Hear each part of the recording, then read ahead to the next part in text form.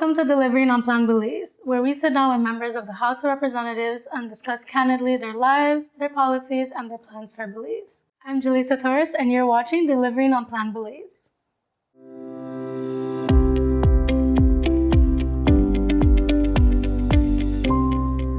Joining us today is Honorable Hassan, Minister of Agriculture, Food Security, and Enterprise. Welcome to the show. Thank you for your warm welcome. We're glad to have you on, and we do have a lot to talk about today, so let's get started.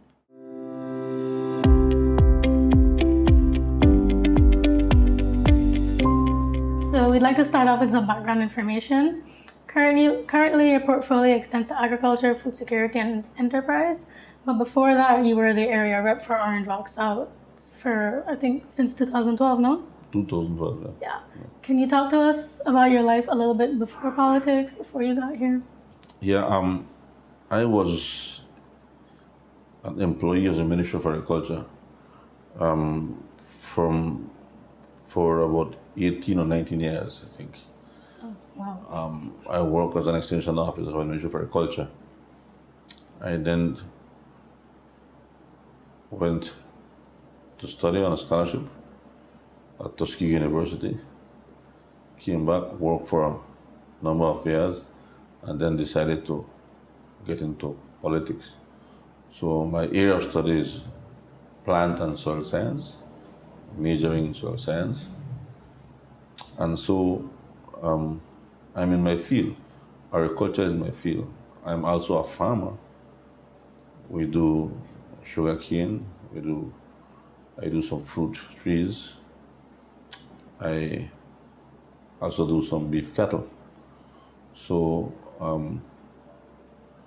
there could not be a better spot for me than the Ministry of Agriculture, I guess. But yes, I've been elected since 2012, 2015, re-elected in 2015, and re-elected again in 2020. And hope to be re-elected again. Agriculture has been something that's always been a part of you then? Always. I was born with agriculture in me. It's in me, it's in my DNA. And so I study it, I know it, I've experienced it, I do it every day. So no one can tell me something on agriculture I don't know or that I cannot relate to. And I'm happy doing it. I love doing it. Okay. And what exactly is it about agriculture or what stemmed from it that pushed you into the direction of politics? I've always wanted to be a politician. In my very early stages or in very early age as a young man, I knew I was not prepared with the level of education that I wanted at the time. After I returned from university, I realized that I think it's time for me to do it. And I did it in a very difficult time when our party was undergoing very difficult changes. Nevertheless, I had to start at some point. And it was not easy initially, especially 2008 elections. And between 2008 and 2012, our party was going through very difficult times. But nothing lasts forever.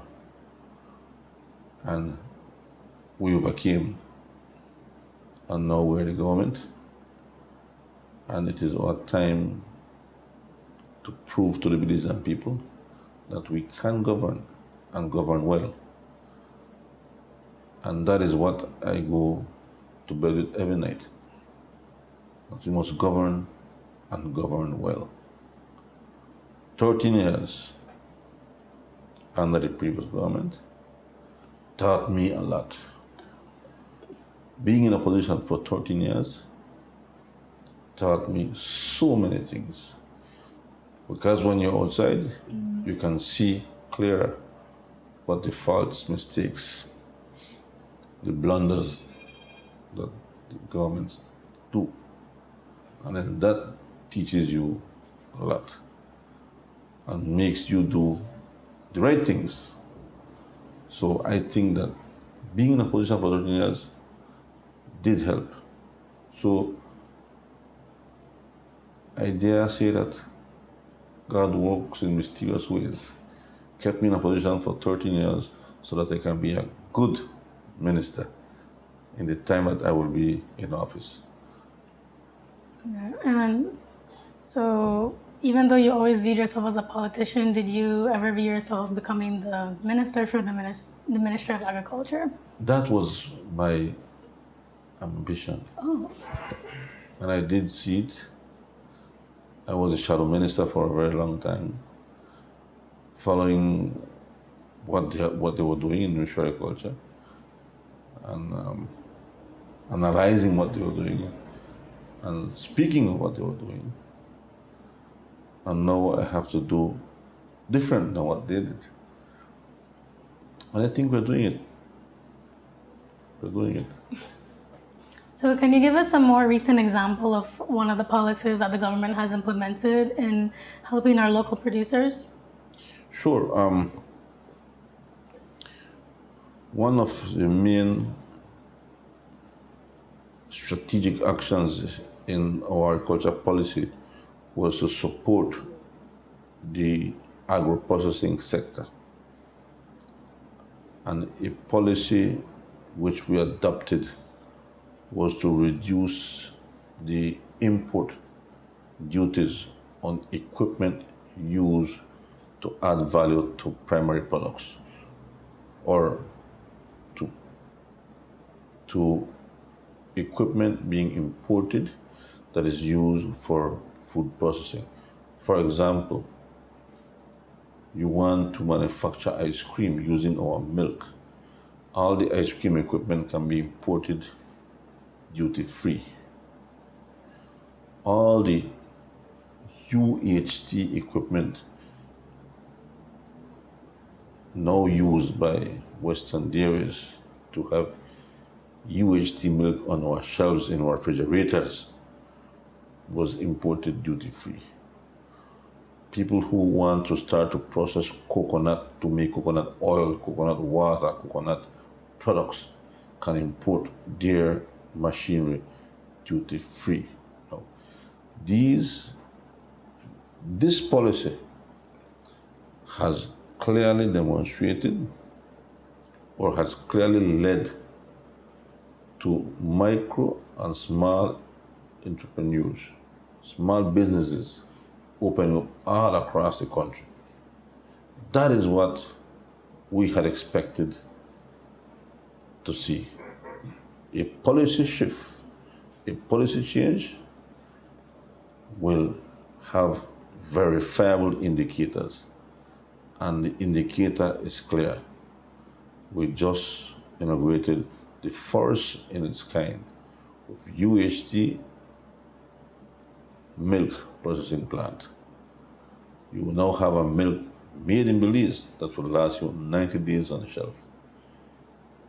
So that is a major, major, major achievement just because we tweaked the policy. And that is what the our government is about, changing policy and enhancing the agriculture sector so that we don't have to import milk. Or if you want to import milk, you will have to pay for it. But we are encouraging the consumption of our local products. And by doing so, you import less. All right. So it has an effect all around. Absolutely. We grow what we eat and we eat what we grow is a phrase that you seem to be able to stand behind. Why do you think it's taken Belizeans this long to adopt this mentality? I think people took food and food availability or food security for granted. COVID-19 taught us a very important lesson that everybody needs food, even if you're sick, even in time of a pandemic, you need food. And so people have now started to grow their own food and starting to produce more. Farmers are producing more People are producing their own food. They are having their backyard gardens. You have school gardens now. And I think now they understand the importance and the value of producing their own foods. Food sovereignty is now something that I believe is embedded in every single Belizean. And the campaign has to continue that we must produce our own food. We must be food independent. We must be sovereign with our food production. Not only food, but quality food, nutritious food, fresh and wholesome food. And I think that message is very strong out there. I think we've done a great job in explaining to people that when you produce your own food, it's like you're printing your own money. And what are ways that your ministry is ensuring that Belizeans have this food security? Our extension officers are on the ground. They are very motivated. Each district has a number of school gardens they're working with. They have also backyard gardens working with. We also have a greenhouse project ongoing. And so we are ensuring that the people have the technical support from our extension officers, that they have some sort of support for inputs, for seeds, for seedlings. We provide seedlings to people who want to do their little backyard gardens. So our extension officers are on the ground. And that shows that we want this to continue. And I believe it is working very well. So would you say in a way the ministry is teaching Belizeans how to do this for themselves and they can pass on that knowledge and so on and so on? Absolutely. In the south side, we have a group of kids. A gentleman by the name of Sticks, he goes by the name of Sticks. He has a group of young children that he's teaching. So our extension officers come and they teach the kids how to plant, how to transplant, how to take care of the plants. And the kids seem to be very excited. So whenever I see that, I have that satisfaction that we are doing the right things. And this can grow, it can be replicated in other parts of the city. There is no reason why, because you live in the city, you cannot produce your own food. That's a farce, it's not true. And so I want to encourage that more. So Belizeans tend to focus on tourism as a main source of income for the country, which it is. How do you feel about that attitude, and is there a way that we can change that mindset since agriculture has always been the second pillar of our major source of income here? No, I don't think there is a need to change the mindset. Tourism is one of the main income earners, one of the main foreign exchange earners. What we need to do is strengthen the link between the agro-productive sector and the tourism sector. The more people visit our country, the more they consume our products, the more they consume our fruits and vegetables. So the important thing here is not to change the mindset, but to establish a link so that the tourists or the tourist sector can consume more of what we produce in Belize. And that is what the focus is supposed to be. So you're saying more collaboration instead of championing one over the other? More collaboration, more organization and communication between the tourism sector agencies and the agriculture sector agencies. We spoke to Minister Musa last week about the cannabis industry. Since your portfolio extends to agriculture, is there anything that your ministry plans to do with them? Yeah, my ministry is a technical institution. We provide technical assistance. If there is anyone who calls upon us to do research for a certain variety of cannabis, then we are prepared to do so, if they call on us to do so. But that is how we will support the industry, by providing the technical package to producers. That is our responsibility. So it's more so a research-based role, you would say? Absolutely, yeah. If somebody has 3 varieties and they want to try them out to see how they perform agronomically under our conditions, then we can do that research for them. Okay, interesting. One notable event coming up is the Agriculture and Trade Show. After 2 years of COVID, what is the thing that you are most looking forward to? And is there anything new that we can expect to see? Yeah, it's been 2 years.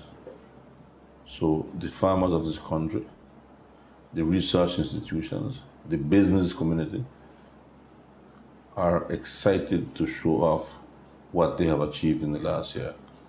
I think we've made tremendous strides in the last year as a new government, and our researchers are dying to show off what they have done. Our producers are excited to show off what they have achieved. The agro-processors are also excited to show off what they have processed. And I think that we're going to have an overwhelming amount of visitors to the show this year. As a matter of fact, all the booths were sold out from day one. Oh. People are calling us for more booths. So the committee is working around the clock to try to accommodate everyone. But this year is going to be an extraordinary year for the National Agriculture and Trade Show. It's going to be massive. Okay, well, that's really great. I'm excited about it as well. What aspect of Plan Belize are you most proud of for delivering? There are two important achievements that we've had. One is increasing the production of vegetables in Belize. We increased production in onions, potatoes, carrots. We increased in a few grains too, and we expanded our trade to Mexico. We intensified the cattle export to Mexico and to Guatemala.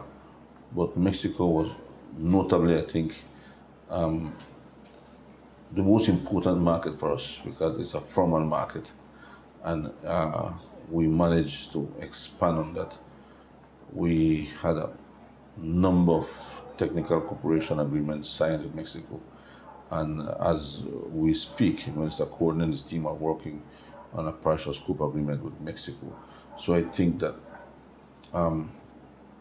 those are major achievements that have generated millions of dollars to the economy. The export of livestock generated so far close to 52 million Belize dollars to the economy. And this can grow even more if we do the right things. And so we have established our product in Mexico. We want to expand on that.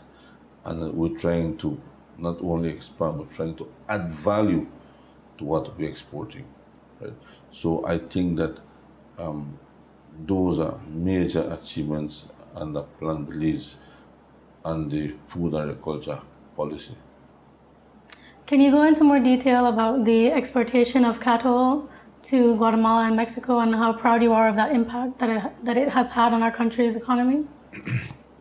Our markets to Mexico are well established now. We have made major achievements. We have expanded the export to Mexico. Our cattle now exported to Mexico. The carcass is now being sold even in Canada, which is a major achievement for us. That industry has generated about $52 million at this time. And what makes me proud is that 80% of the cattle farmers are small farmers, between 30 and 50 head of cattle.